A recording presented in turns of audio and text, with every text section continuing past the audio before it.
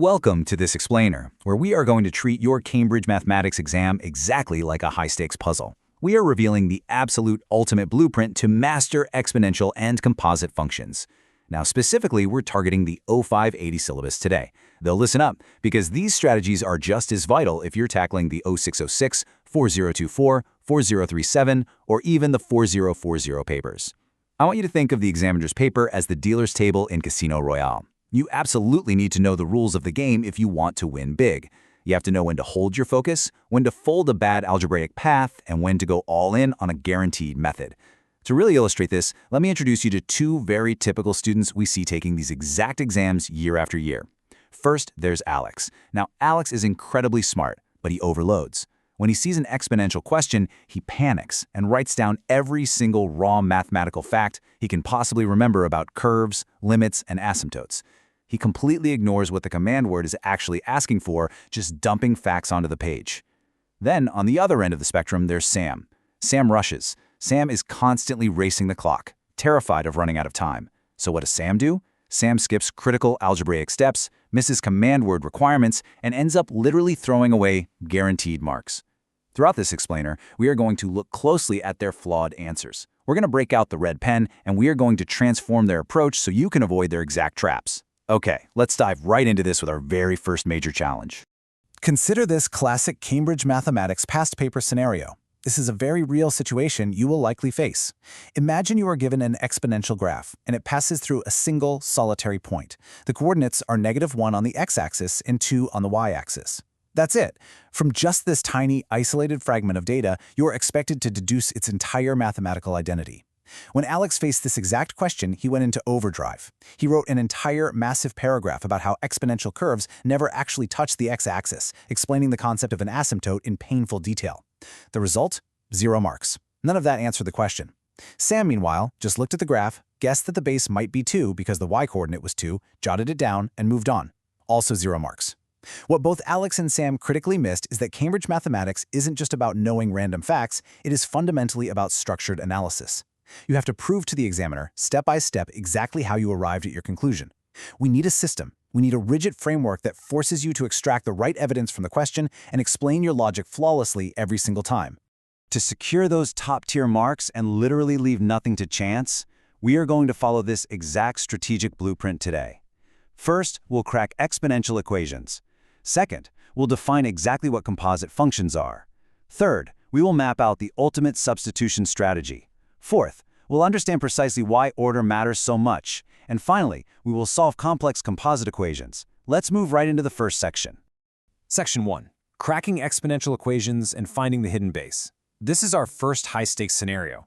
This is where we introduce our absolute secret weapon for exam strategy. Now, you might have heard of the PL framework in subjects like English or history, right? Point, evidence, explanation, link. Well, let me tell you a secret. The top-tier students, the ones scoring the highest grades, they apply a version of this directly to mathematics to ensure they never, ever lose a step. You have to break down the specific assessment objectives and the exact command words. Let me show you how command words like identify and workout completely dictate our mathematical peel structure. Before we continue, subscribe to our YouTube channel AC Exams at acexams_IGCSE to excel in your Cambridge examinations.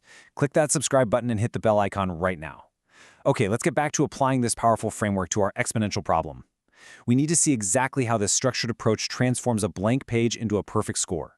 Let's apply our mathematics success blueprint right now. Let's go through the peel method. First up, the point. You look at the shape of the graph provided in your paper. The smooth curve tells you immediately that this is an exponential function, specifically in the foundational form f of x equals a to the power of x. Furthermore, because of the specific downward sloping curve we see in the source material for this problem, you can identify right off the bat that our base, a, must be a value somewhere between 0 and 1.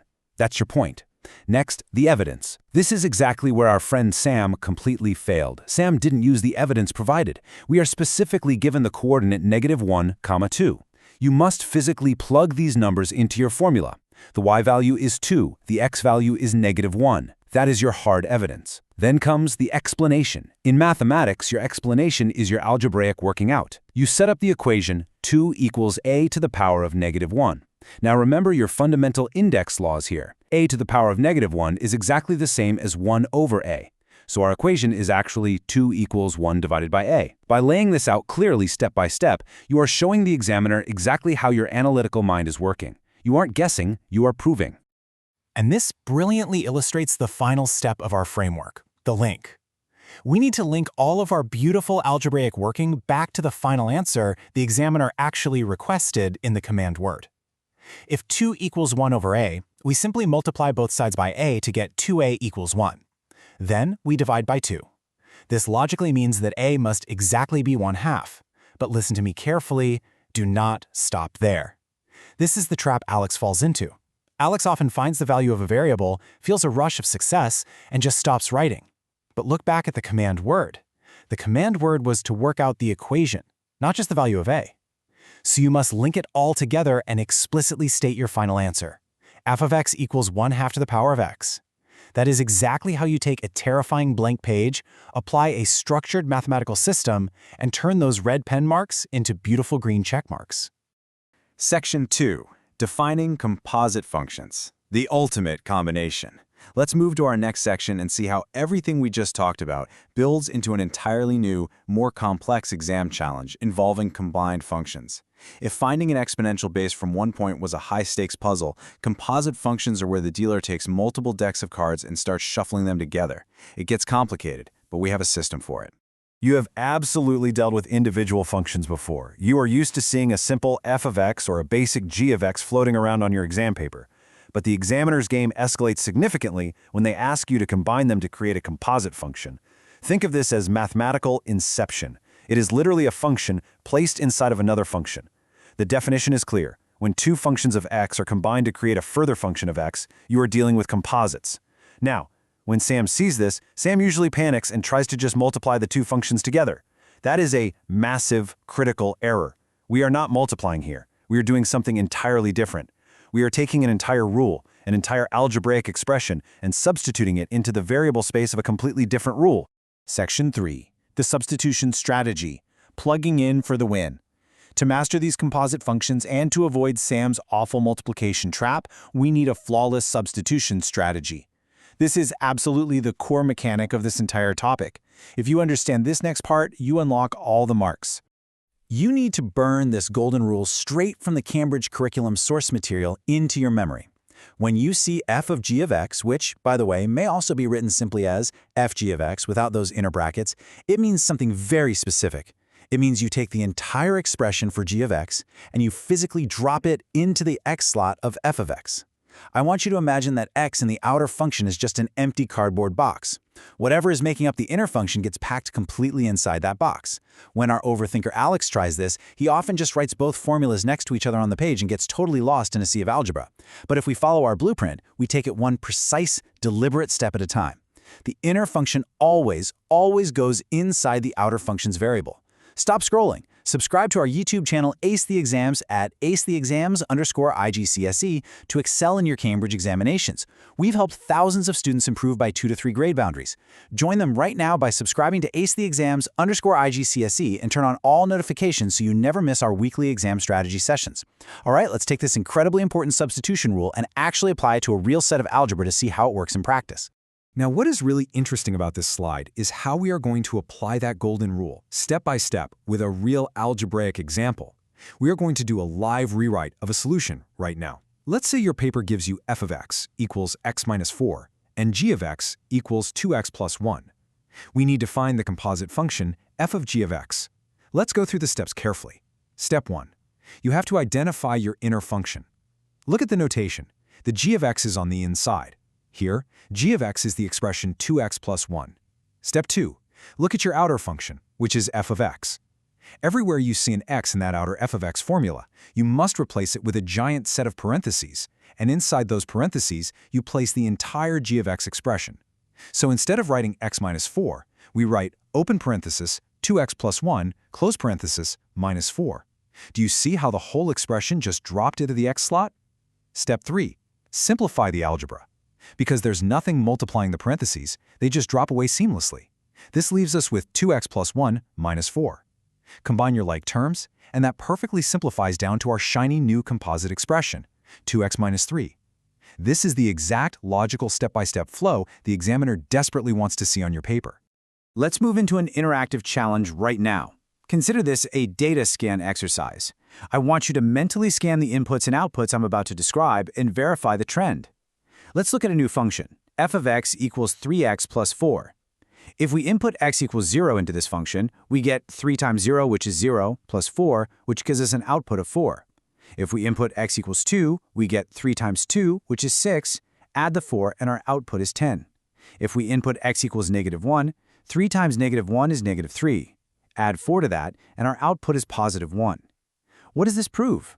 This establishes that whether you are plugging in 0, 2, or -1 into the function, the substitution blueprint guarantees you arrive at the correct output every single time. And here's the crucial takeaway for composite functions.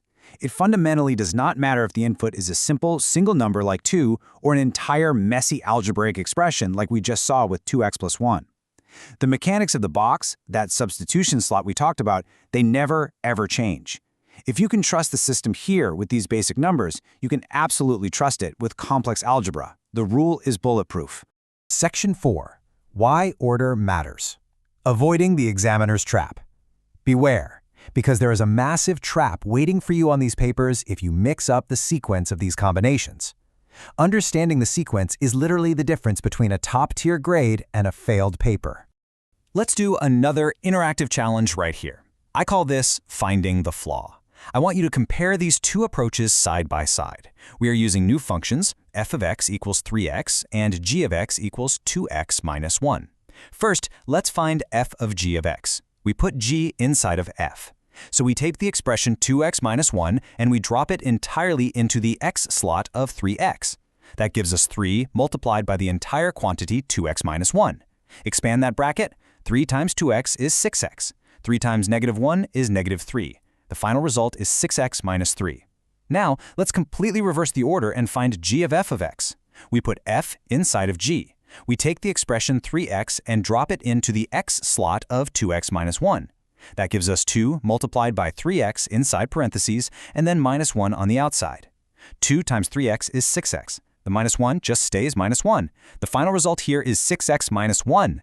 Look closely at those two answers, 6x minus 3 versus 6x minus 1. Do you see the fatal flaw in Sam's usual logic now?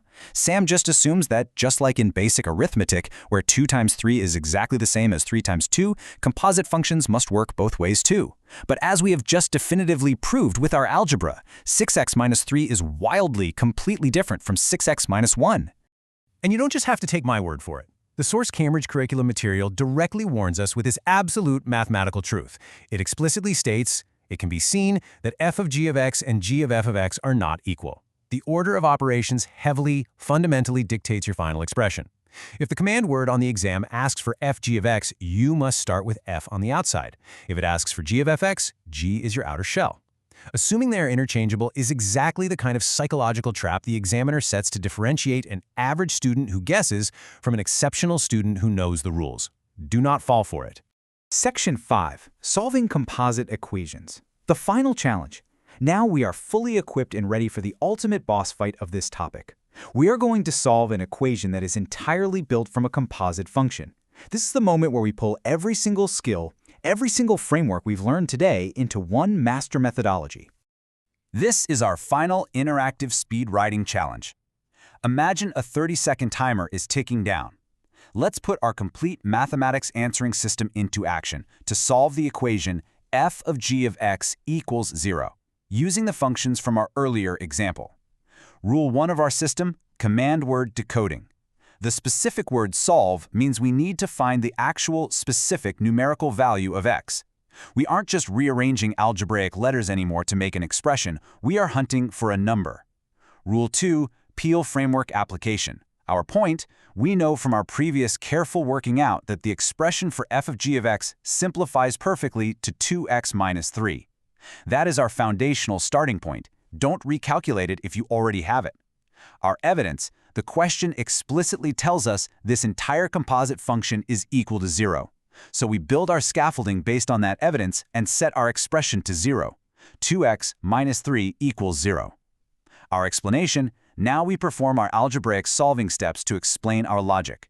We add 3 to both sides of the equation to balance it, which gives us 2x equals 3. Our link? Finally, we divide by 2 to totally isolate the x. Therefore, linking back to the solve command, x equals 3 over 2, which is exactly 1.5. Rule 3 of our system, the time management matrix.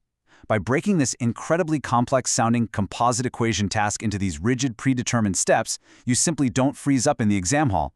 You know exactly what to do, sequence by sequence, saving you precious minutes and avoiding Sam's frantic rushing. I am going to leave you with this highly provocative thought, pulled straight from the advanced sections of the 0580 exercise book to truly test your new level of mastery. We firmly established earlier that f of g of x and g of f of x are generally not equal. But look very closely at this specific case. Given f of x equals 2x and g of x equals 2x minus 3. My question to you is, under these highly specific conditions, could these two reverse composites ever actually equal each other mathematically? I want you to try substituting them both ways, setting those two new expressions equal to each other, and see exactly what happens to the algebra. It's a fascinating edge case that proves whether you truly understand the mechanics behind the rules or if you're just memorizing them. Students who implement these mathematics strategies see an average improvement of 2 grade boundaries, but only if they practice consistently with our weekly videos. Here's your final reminder. Subscribe to our YouTube channel Ace the Exams at acetheexams_IGCSE to excel in your Cambridge examinations.